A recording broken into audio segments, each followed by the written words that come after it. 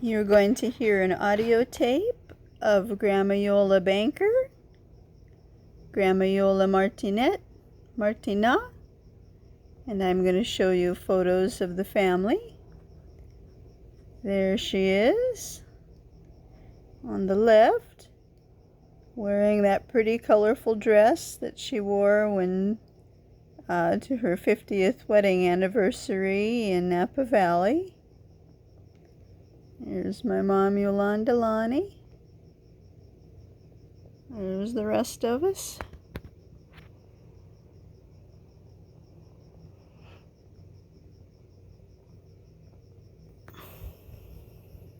I don't know how old I am there, maybe 10 or 11? 10 maybe? Here's the audio tape. Storm. Oh, God. Can you help me get the fuzz off? Because she got up and did a shamu dance or a shammer dance or something. Shaman dance and jumped all over the place, and it took about half of it off, which is so much better. And of course now she's exhausted. Oh, that was, she was doing the laundry and she left a Kleenex in a pocket and it got all over all of the clothes, so yes, I tried to help get some of that fuzz off. Mood answer. A snowstorm. It's as bad on the inside as it is out. Oh, poor baby. Look at that. Look at that. And that's the outside. And you might be able to start a new fashion trend with that. I might. Look at that. Oh, jeez. It looks like it's been through a snowstorm. Oh, God. Can you help me get the fuzz off? Because she got up and did a shamu dance or a shammer dance or something. Shaman dance and jumped all over the place, and it took about half of it off, which is so much better. And of course now she's exhausted. And coughed it all up and everything. Shaman dance. So I must have jumped up and down and got rid of some of that fuzz and all the Kleenex pieces on the laundry. Yeah, shaman, not shamu. We were probably reading about that in a book. Dante, Ida, Grandma Iole, Grandpa Bob, all dressed up. I don't know if this might have been... Oh, I really don't know where this was. Grandma Iole's parents. Thank you, Annie. Coughed it all up and everything. I guess I must have inhaled some of the little pieces of tissue and he had to cough. Just so much better. And of course now she's exhausted. And coughed it all up and everything. Thank you, Annie. I'm laughing because with Annie's shorts, which are a disgrace, are torn and everything else, and she was helping me get the lint off all my clothes, and she was shaking them, and she was shaking them so hard that her pants went clear to the floor. Yeah, I think they were pretty loose, so it didn't take much jumping around to make them kind of, you know, fall off. Clear to the floor. What did your anthropology teacher call you when she handed back your A+ paper? Andrea Coates.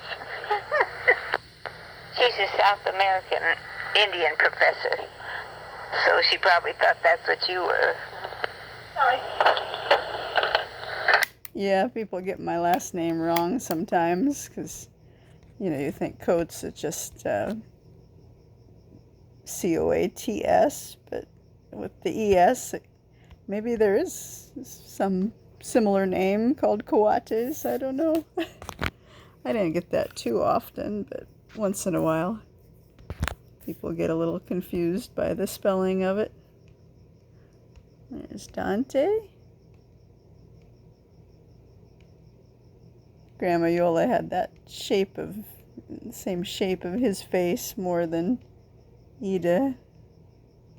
More of a long face like her dad did.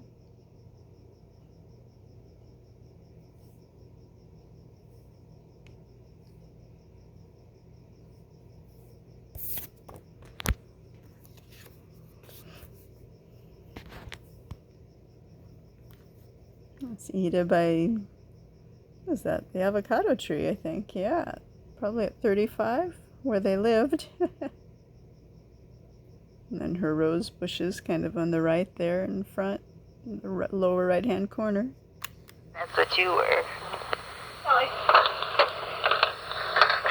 think that would make a wonderful book because what? Tell me what was the idea? The idea was that if the Indians had gone to Europe instead of Columbus coming to America, what would the situation be? I said I would make a wonderful book and even a better movie, from the book. Wonderful idea. Boy, what you could do with that. If you were writing the book, about how Columbus never came to America, but, Europe was sitting there doing whatever Europe was doing, and, some boats from people of the, Native Americans, maybe they were having some, they got together, like the Iroquois nations or something, I don't know, but the American Indians went, towards Europe, and landed, and Europeans were like, what's this, and the Indians were like, what are these people, I wonder if they would have got treated as horrible as what we treated them. I don't know. I don't think so. Mm-hmm. What do you think would have happened? What do I think would happen? I don't know. That's what I said. It would make a terrific story, I think. You know what reminded me of that, of the Indians at least? It's because I was eating my bread and honey on not a paper towel, instead on the napkin, because I'm not using Paper. Yeah, I don't use paper anymore. So we don't cut down all the trees in the rainforest so that the South American Indians can not work like slaves again, being conquered by the multinational companies. FYI, I've just lost 4. So that's a good idea to write a book about alternative histories, like what if this happened instead of that? How would the world have, fared, or how would have it been different, or, what might have happened?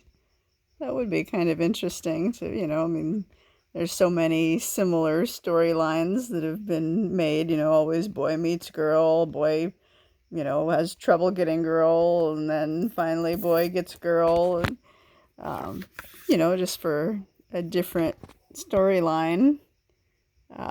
Alternative histories would be kind of interesting. So, what is this? Typical transducers on the left side of the vehicle. Spent several days before the orbiter's return to Earth engaged in a raging email exchange that seems to show a lot of alarm about possible damage to the shuttle.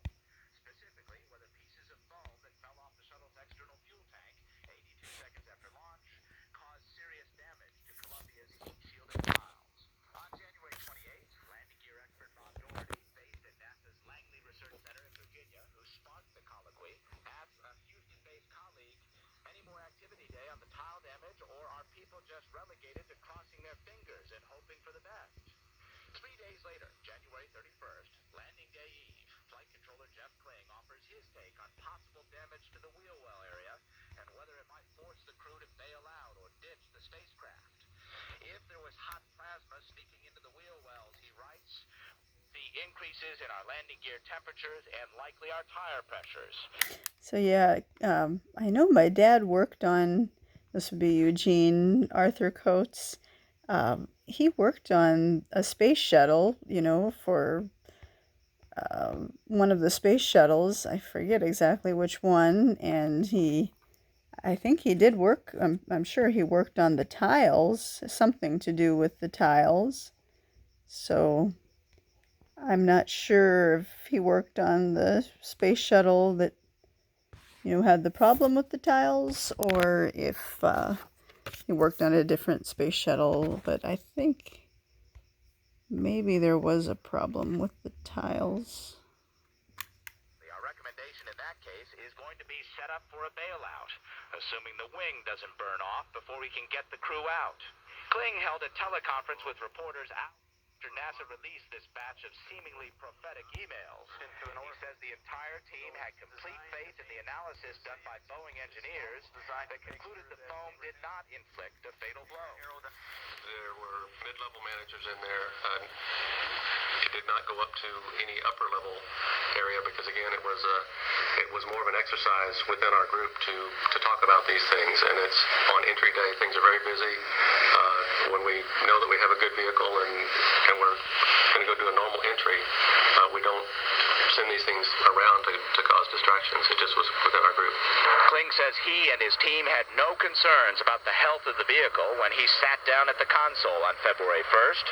But one engineer from shuttle contractor United Space Alliance weighs in with this. Why are we talking about this on the day before landing and not the day after launch? We asked the engineers why the what-ifing wasn't shared with the upper management of the shuttle. They said, well, you have to be very clear-cut and have concrete evidence before you do that. But interestingly, in the midst of all of this, the Air Force offered to aim one of its telescopes at the shuttle to see if it could spot any sort of damage. NASA waved them off that effort. So, partially because in the past they hadn't had much luck with that type of effort. So at the end of this day, what do we know, in a sense? I mean, we know that these engineers had these concerns and that these concerns didn't get to the people at the top. Do we know if it would have made any difference? Well, that's the $64 million question. Who knows how many million? But the fact is, they still could not come up. If you look at those emails, they were trying to come up with a scenario that would make it safe for the shuttle to come back home if that were the case in this what-ifing. They couldn't come up with one. So you're right. It gets back to that whole issue of a mood issue. Thank you. Well, so Brian, on the shuttle story, on to the Rhode Island fire. So yeah, I know, I think maybe at the time, most likely, I mean, I know my dad, Eugene Arthur Coates, worked for Boeing, so I know they mentioned Boeing there, so I'm not sure how much of that he was worried about, if any of it, if this was the right shuttle he was working on. But I don't know, maybe he, felt responsible for having it go wrong. I mean, I don't know. Maybe he felt, like he didn't do enough or something. We all know that's how I feel about Grandma Iole, is that I feel like I didn't do enough. I think that's her right there. It's kind of hard to tell in the picture, but I'm pretty sure that's her. Yeah, it's her. Maybe at Yosemite or somewhere. Not sure where.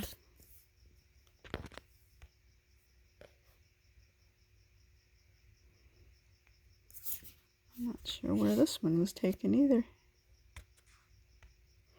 I know that blouse Grandma Iole was wearing still when I was in my 30s, I think. She wore it for decades. At least into my mid-20s. It was a nice blouse, nice and cool.